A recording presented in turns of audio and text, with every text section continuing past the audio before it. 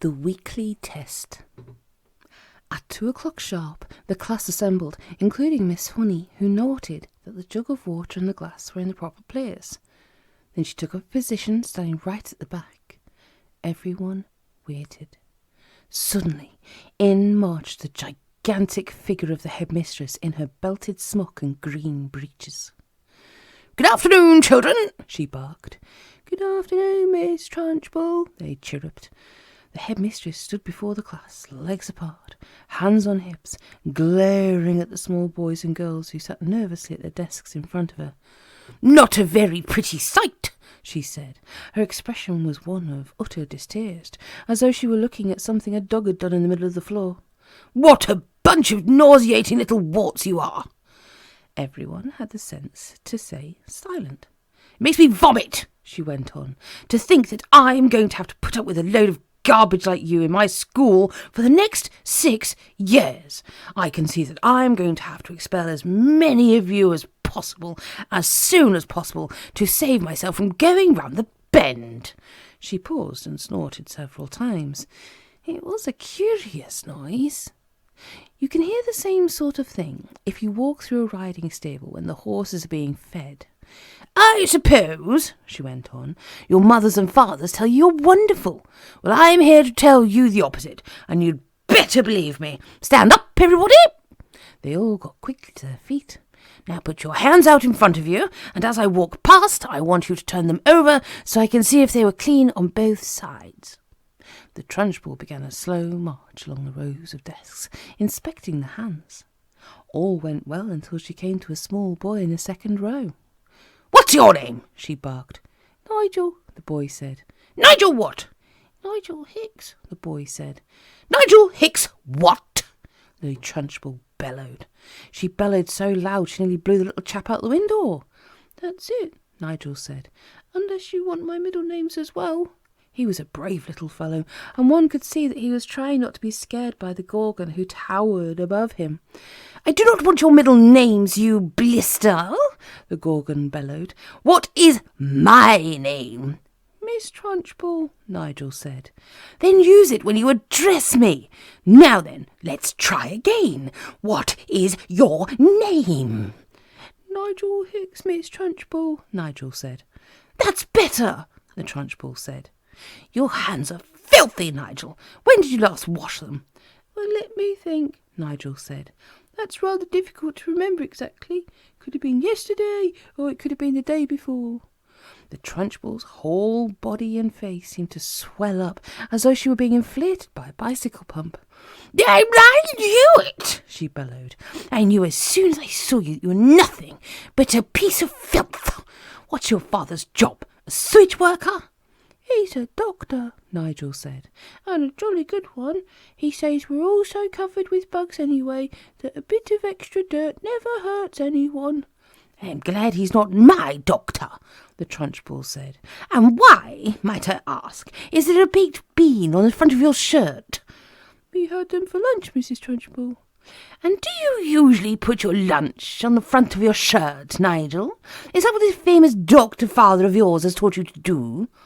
"Baked beans are hard to eat, Miss Trunchbull. They keep falling off my fork." "You are disgusting!" Miss Trunchbull bellowed. "You are a walking germ factory. I don't wish to see any more of you today. Go and stand in the corner on one leg with your face to the wall." "But Miss Trunchbull—" "Don't argue with me, boy, or I'll make you stand on your head. Now do as you're told." Nigel went. "Now stay where you are there, boy, while I test you on your spelling to see if you've learnt anything at all this past week. And don't you dare turn round when you talk to me. Keep your nasty little face to the wall. Now then, spell right." "Which one?" Nigel asked. "The thing you do with a pen, or the one that means the opposite of wrong?" He happened to be an unusually bright child, and his mother had worked hard with him at home on spelling and reading. "The one with the pen, you little fool." Nigel spelled it correctly, which surprised the Trunchbull. She thought she'd given him a very tricky word, one that he wouldn't yet have learned, and she was peeved that he had succeeded. Then Nigel said, still balancing on one leg and facing the wall, "Miss Honey taught us how to spell a new very long word yesterday." "And what word was that?" the Trunchbull asked softly. The softer her voice became, the greater the danger, but Nigel wasn't to know this. Difficulty, Nigel said. Everyone in the class can spell difficulty now. What nonsense, the Trunchbull said. You are not supposed to learn long words like that until you're at least 8 or 9. And don't try to tell me everybody in the class can spell that word. You are lying to me, Nigel. Test someone, Nigel said, taking an awful chance. Test anyone you like. The Trunchbull's dangerous glittering eyes roved around the classroom. You, she said, pointing at a tiny and rather daft little girl called Prudence, spell difficulty. Amazingly, Prudence spelled it correctly and without a moment's hesitation. The Trunchbull was properly taken aback. Woof! She snorted. And I suppose Miss Honey wasted the whole of one lesson teaching you how to spell that one single word. Oh, no, she didn't, piped Nigel. Miss Honey taught it to us in 3 minutes, so we'll never forget it. She teaches us lots of words in 3 minutes. And what exactly is this magic method, Miss Honey? Asked the headmistress. I'll show you, piped up the brave Nigel again, coming to Miss Honey's rescue. Can I put my other foot down and turn around, please, while I show you? You may do neither, snapped the Trunchbull. Stay as you are and show me just the same. All right, said Nigel, wobbling crazily on his one leg. Miss Honey gave us a little song about each word, and we all sing it together, and we learn to spell in no time. Would you like to hear the song about difficulty? I should be fascinated, the Trunchbull said, in a voice dripping with sarcasm. Here it is, Nigel said. Mrs D, Mrs I, Mrs FFI, Mrs C, Mrs U, Mrs LTY. That spells difficulty. How perfectly ridiculous, snorted the Trunchbull. Why are all these women married? And anyway, you're not meant to teach poetry when you're teaching spelling. Cut it out in future, Miss Honey. But it does teach them some of the harder words wonderfully well, Miss Honey murmured. Don't argue with me, Miss Honey, the headmistress thundered. Just do as you're told. I shall now test the class on the multiplication tables to see if Miss Honey has taught you anything at all in that direction. The Trunchbull had returned to her place in front of the class, and her diabolical gaze was moving slowly along the rows of tiny pupils. You! She barked, pointing at a small boy called Rupert in the front row. What is 2 sevens? 16, Rupert answered with foolish abandon. The Trunchbull started advancing slow and soft-footed upon Rupert in the manner of a tigress stalking a small deer. Rupert suddenly became aware of the danger signals and quickly tried again. It's 18, he cried. 2 sevens are 18, not 16. You ignorant little slug, the Trunchbull bellowed.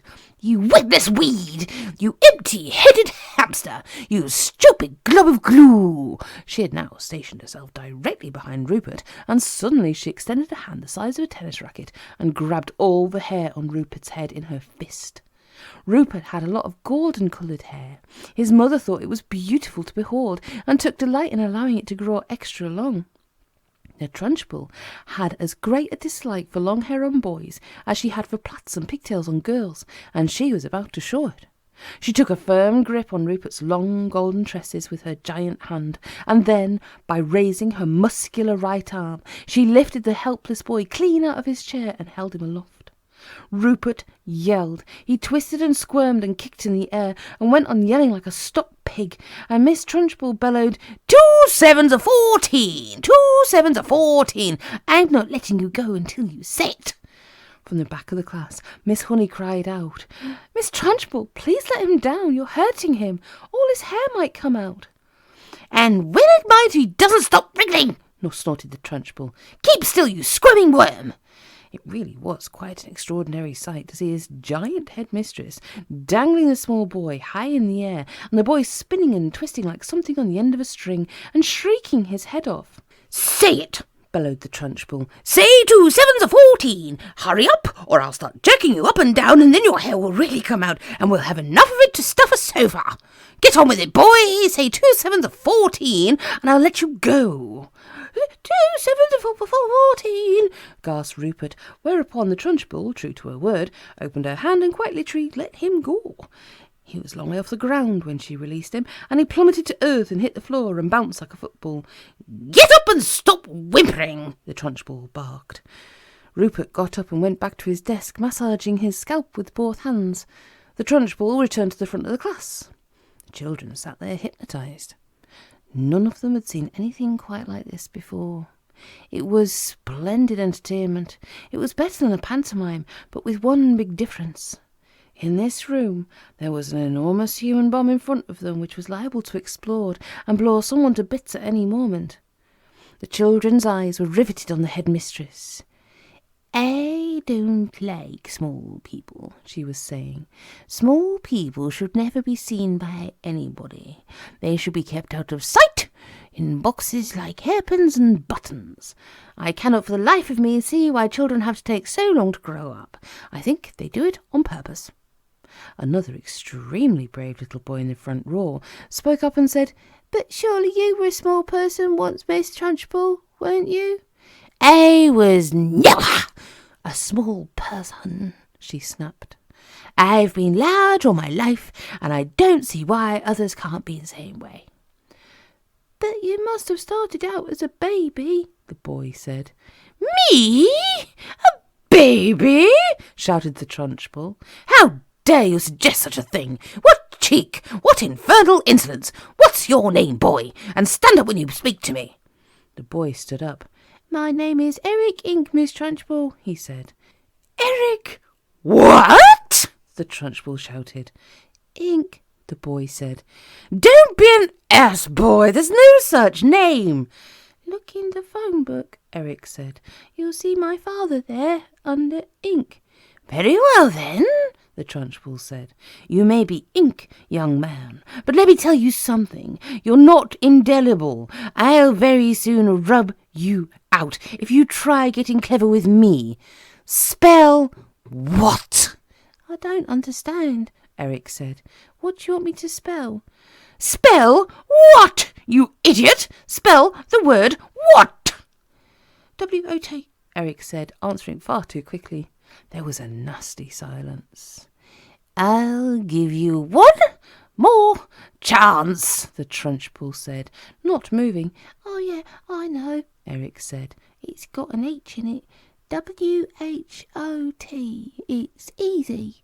In 2 large strides, the Trunchbull was behind Eric's desk, and there she stood, a pillar of doom towering over the helpless boy. Eric glanced fearfully back over his shoulder at the monster. I was right, wasn't I?" he murmured nervously.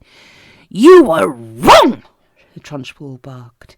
"In fact, you strike me as a sort of poisonous little pockmark that will always be wrong. You sit wrong, you look wrong, you speak wrong, you are wrong all round. I will give you one more chance to be right.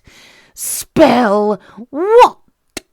Eric hesitated, and then he said very slowly, "It's not W-O-T, and it's not W-H-O-T. Oh, I know, it must be W-H-O-T-T."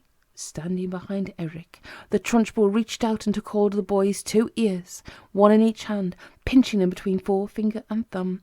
"Ow!" Eric cried. "Oh, you're hurting me." "Oh, I haven't started yet," the Trunchbull said briskly, and now, taking a firm grip on his 2 ears, she lifted him bodily out of his seat and held him aloft. Like Rupert before him, Eric squealed the house down. From the back of the classroom, Miss Honey cried out, "Miss Trunchbull, don't! Please let him go. His ears might come off." "They'll never come off," the Trunchbull shouted back. "I have discovered through long experience, Miss Honey, that the ears of small boys are stuck very firmly to their heads." "Let him go, Miss Trunchbull, please," begged Miss Honey. "You could damage him, you really could. You could wrench them right off." "Ears never come off," the Trunchbull shouted. "They stretch most marvellously, like these are doing now. I can assure you they never come off." Eric was squealing louder than ever and pedalling the air with his legs. Matilda had never before seen a boy, or anyone else for that matter, held aloft by his ears alone. Like Miss Honey, she felt sure both ears were going to come off at any moment with all the weight that was on them. The Trunchbull was shouting. "The word what is spelled W-H-A-T. Now spell it, you little wart." Eric didn't hesitate. He'd learnt from watching Rupert a few minutes before that the quicker you answered, the quicker you were released. "W-H-A-T, he squealed. "Spells what?" Still holding him by the ears, the Trunchbull lowered him back into his chair behind his desk. Then she marched back to the front of the class, dusting off her hands one against the other, like someone who's been handling something rather grimy. "That's the way to make them listen, Miss Honey," she said. "You take it from me, it's no good just telling them. You've got to hammer it into them. There's nothing like a little twisting or twiddling to encourage them to remember things. It concentrates their minds wonderfully." "You could do them permanent damage, Miss Trunchbull," Miss Honey cried out. "Oh, I have. I'm quite sure I have," the Trunchbull answered, grinning. "Eric's ears will have stretched quite considerably in the last couple of minutes. They'll be much longer now than they were before. There's nothing wrong with that, Miss Honey. It'll give him an interesting pixie look for the rest of his life." "But Miss Trunchbull—" "Oh, do shut up, Miss Honey. You're as wet as any of them. If you can't cope in here, then you can go and find a job in some cotton-wool private school for rich brats. When you've been teaching for as long as I have, you'll realise it's no good at all being kind to children. Read Nicholas Nickleby, Miss Honey, by Mr. Dickens. Read about Mr. Wackford Squares, the admirable headmaster of Dutherby's Hall. He knew how to handle the little brutes, didn't he? He knew how to use the birch, didn't he? He kept their backside so warm you could have fried eggs and bacon on them. A fine book that, but I don't suppose this bunch of morons we've got here will ever read it, because by the look of them they are never going to learn to read anything." "I've read it," Matilda said quietly. The Trunchbull flicked her head round and looked carefully at the small girl with dark hair and deep brown eyes sitting in the second row. "What did you say?" she asked sharply. "I said I've read it, Miss Trunchbull." "Read what?" "Nicholas Nickleby, Miss Trunchbull." "You're lying to me, madam!" the Trunchbull shouted, glaring at Matilda. "I doubt there's a single child in the entire school who has read that book, and here you are, an unhatched shrimp, sitting in the lowest form there is, trying to tell me a whopping great lie like that. Why do you do it? You must take me for a fool. Do you take me for a fool, child?" "Well," Matilda said. Then she hesitated. She would like to have said, "Yes, I jolly well do," but that would have been suicide. "Well," she said again, still hesitating, still refusing to say no. The Trunchbull sensed what the child was thinking, and she didn't like it. "Stand up when you speak to me," she snapped. "What is your name?" Matilda stood up and said, "My name is Matilda Wormwood, Miss Trunchbull." "Wormwood, is it?" the Trunchbull said. "In that case, you must be the daughter of that man who owns Wormwood Motors." "Yes, Miss Trunchbull." "He's a crook!" the Trunchbull shouted. "A week ago he sold me a second-hand car that said it was almost new. I thought he was a splendid fellow then, but this morning, while I was driving that car through the village, the entire engine fell out onto the road. The whole thing was filled with sawdust. The man's a thief and a robber. I'll have his skin for sausages, you just see if I don't." "He's clever at his business," Matilda said. "Clever my foot!" the Trunchbull shouted. "Miss Honey tells me that you are meant to be clever too. Well, madam, I don't like clever people. They're all crooked. You are most certainly crooked.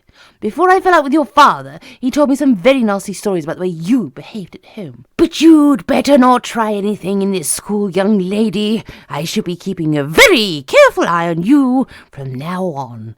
Sit down and keep quiet."